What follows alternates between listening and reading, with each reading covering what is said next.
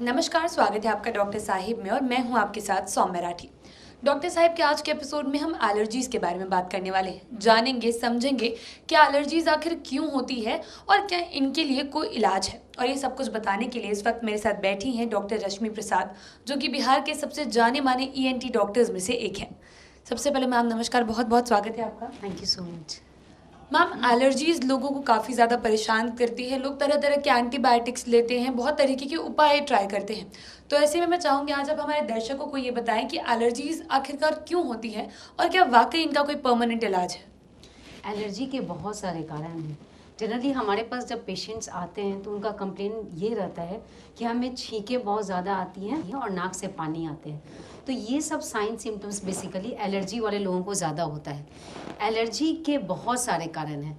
कुछ food allergies होते हैं, कुछ डस्ट एलर्जीज़ होते हैं, बट मोस्ट कॉमन जो एलर्जी का कारण होता है वो हाउस डस्ट माइट है। हाउस डस्ट माइट क्या होता है? ये एक माइक्रो ऑर्गेनिज्म है जो हमारे घरों में भी रहता है। ये बेसिकली हमारे नेकेड आई से दिखाई नहीं पड़ती।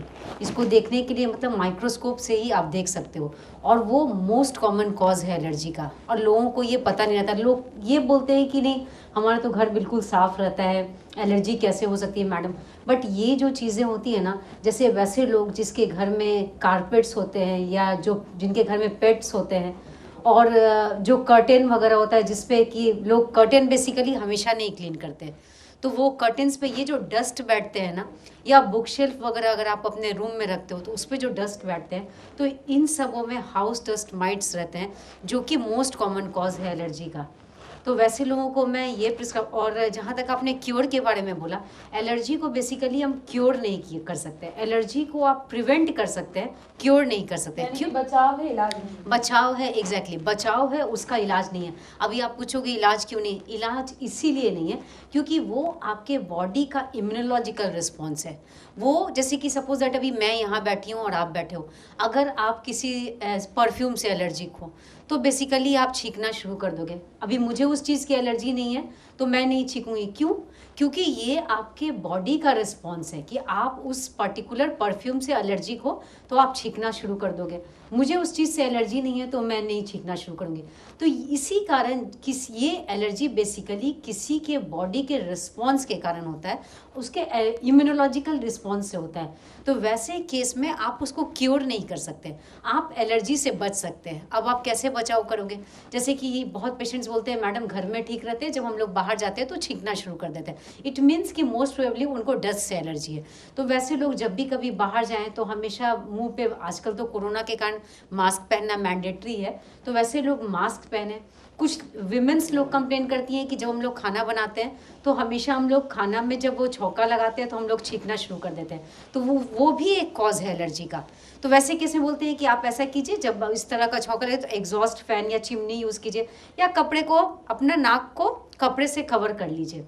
बहुत सारे स्टूडेंट्स लोग बोलते हैं कि नहीं मैडम, या सॉफ्टवेयर इंजीनियर्स की मैडम हम लोग तो अच्छे से ऑफिस में काम करते, एसी रहती है। तो ये भी एक गलत धारणा है। बहुत सारे लोगों को ठंड से भी एलर्जी होती है।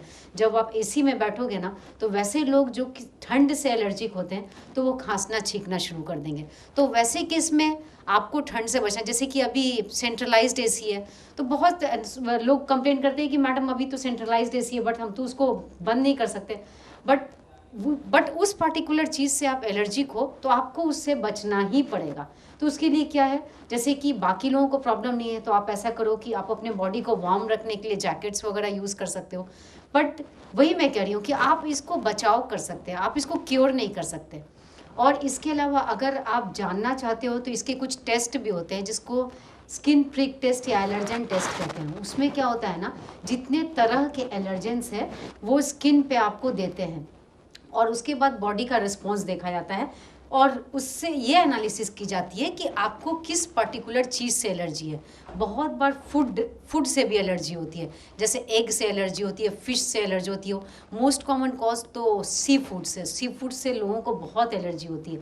तो बट लोगों को पता नहीं रहता है कि मतलब कि क्यों ऐसा हुआ या कुछ हुआ।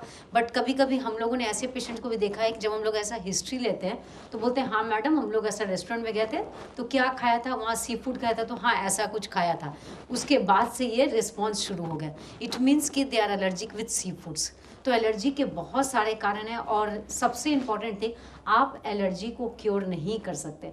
इसके लिए बहुत सारे लोग बोलते हैं मैंने एंटीबायोटिक्स खाया, ये खाया, लंबी लंबी दवाइयाँ ली, इंजेक्शंस लिए, but to be very sure allergy को आप रोक सकते हैं, एलर्जी को आप क्योर नहीं कर सकते। जी, ठीक है। उम्मीद करती हूँ कि डॉक्टर साहिबा ने जो बातें बताई हैं आपने उन्हें ठीक तरीके से सुना और समझा होगा। इसी के साथ जल्द मुलाकात होगी अगले एपिसोड में। तब तक के लिए अगर वीडियो को फेसबुक पर देख रहे हैं तो पेज को लाइक करें, यूट्यूब पर देख रहे हैं तो चैनल को सब्सक्राइब करें। कमेंट सेक्शन या मेल बॉक्स के माध्यम से आप बता सकते हैं कि डॉक्टर साहिब से आपके और क्या सवाल हैं। धन्यवाद।